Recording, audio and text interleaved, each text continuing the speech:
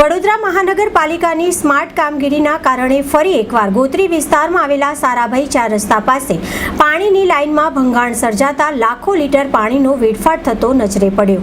વડોદરા શહેરમાં કાળઝાળ ગરમીનો લોકો સામનો કરી રહ્યા છે। અનેક જગ્યાઓ પર પાણી વગર પણ લોકો વલખા મારી રહ્યા છે। ત્યારે વડોદરા મહાનગરપાલિકાની સ્માર્ટ કામગીરીના કારણે ફરી એકવાર ગોત્રી વિસ્તારમાં પાણીની પાઇપલાઇનમાં ભંગાણ સર્જાયું છે। ગોત્રી હરિનગર પાસે તારાભાઈ 4 રસ્તા પાસે પાણીની લાઇનમાં ભંગાણ સર્જાતા લાખો લીટર પાણીનો વેડફાટ થતો જોવા મળી રહ્યો છે।